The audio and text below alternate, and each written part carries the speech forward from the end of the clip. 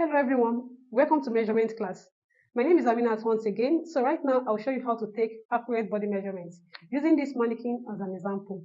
So the first thing you want to do when you want to take your client's measurements, you need to tie tape around the client's body.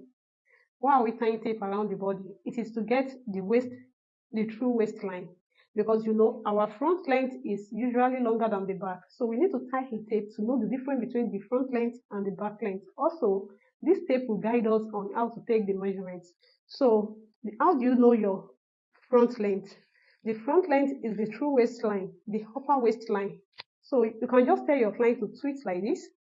So by the time the client twists, you see that part that goes in, that boneless part, that is the true waistline. All you need to do is to tie tape around that part.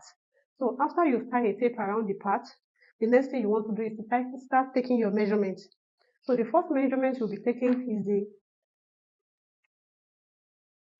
is the waist measurement. So now where to stop depends on you. You can stop at the top of the tape or under the tape here. So I prefer to stop under the tape here. As you can see, for this mannequin, the measurement is the waist measurement is 17, which is the half length of the mannequin is 17. And you can see where I placed the tape. I didn't place it here. You need to place it at the tip of the shoulder like this to take your measurement, okay? So for this mannequin, we have 17. I've said that already. So once you've taken the front length, you want to check the back length as well. So you turn to the back to check the back length. So you can take the back length from the tip, from the nape of the shoulder, of the neck here, or you come to the shoulder here and take the measurement, okay? And for this mannequin, for the back length, we have 14.5. You can see the difference. So the difference between the front length and the back length of this mannequin is 2.5. Why do we have the difference? Because of our bust. That is why the front length is not usually longer than the back, because of the bust. So it depends. So that bust, so the difference between the bust and the back depends. For some clients, you might get one, you can get two, you can get up to three, yes, depending on the size of the bust of the client. So another measurement I want to take is the bust circumference. So you let the tape pass through the biggest part of the bust, the fullest part of the bust. That is where the tape should pass through. Then you take the measurement. We have 33. You can see the way I'm taking the measurement. I didn't put all my finger inside the tape. I put just one inside. So I use just two fingers like this to take it. And you need to take it firmly. So that is for the bust. And you need to get the round under bust as well. So you do the same thing and get the round under bust. So you place it at the under bust of the mannequin, of the client, sorry, then you take the round under bust. Another measurement you want to take is the bust point. So you place your tape here and get the bust point as well. For this mannequin, 9.5 is the bust point, can you see? So you get the bust point, then after the bust point, you want to get the bust palm, that is from one nipple to the other nipple. Can you see? So for this mannequin, 7 is the nipple to nipple, which is the bust palm of the mannequin. So we have 7. So another important measurement you want to take is the hip line. So how do you get your hip line? You want to place your tape. Remember, we stopped when we were taking the half length, we stopped under the tape. This is very important. You need to take note of this. So I'll place my tape from that under. That is why I said this tape will also guide you on how to take measurements. So I'll place my tape here and take it to the fullest part of the hip. To get your hip, you look at the back and check the fullest part of the hip. That is the hip line. So for this mannequin, the hip line is 10. So that means from the waist to the hip line of this mannequin is 10. So another important measurement you want to take, because we are making a play suit, we need crotch length. So for the crotch length, you want to take from the under. Can you see? You want to take it from this under tape.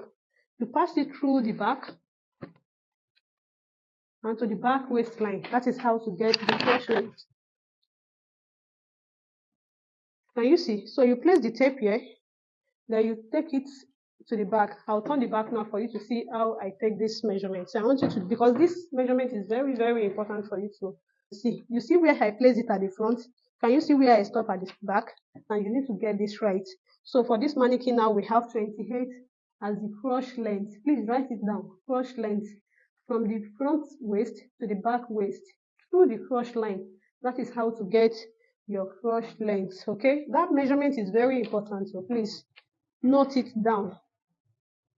So another measurement you want to take is the shoulder. So how do you get your shoulder? From one collarbone to the other collarbone.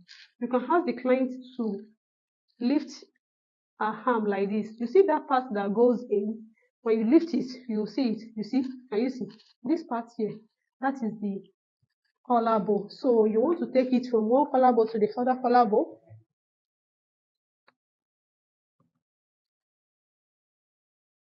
So this is how to take the shoulder measurement. Can you see? And the shoulder of this mannequin is what? Is 13 inches. So another important measurement you want to take is the strap to strap measurement.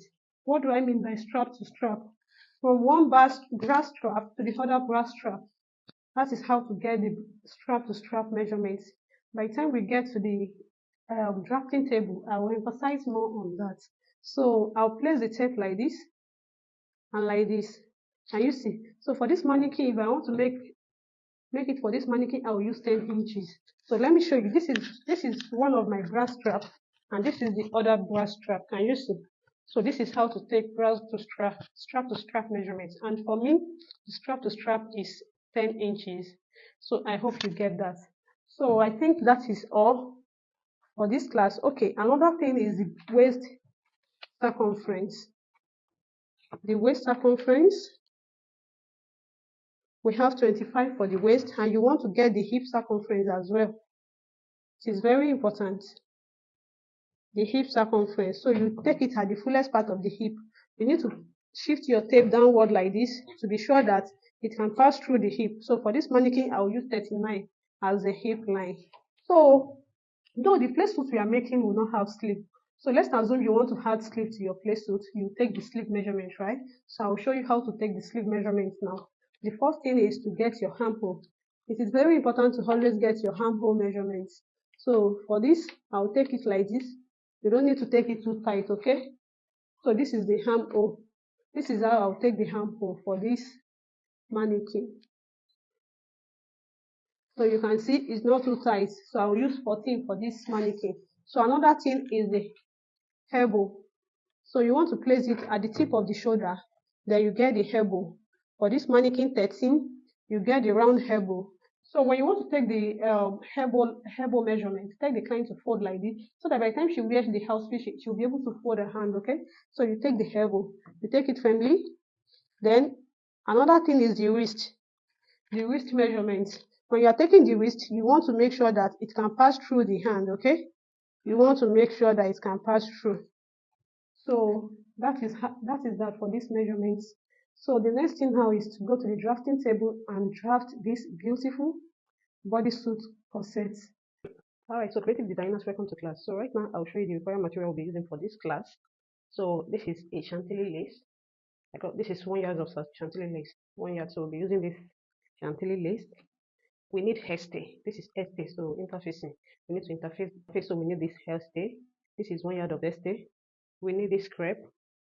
This is the pure white crepe, so we need this crepe. This is also 1 yard of crepe. We need this crepe. And for your two neck, we need 3 yards of two neck. It depends on how many layers you're having, but minimum of 4 layers, maximum of 6 layers. That is what we'll be having. So we need two nets.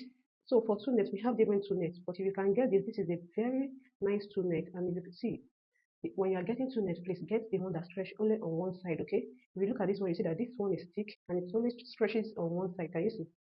This side does not stretch. So if you can get this type of net, it is very good. They call it condom net. It's very okay.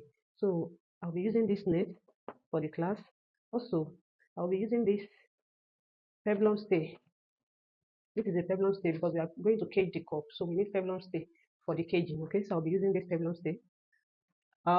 So these are boning. We call this regime boning and we call this plastic boning. So you need two different sizes of regime boning and one plastic boning. So let me measure the boning for you to see. You need, this one is ½ inch boning. Yeah, this is ½ inch boning. You need this.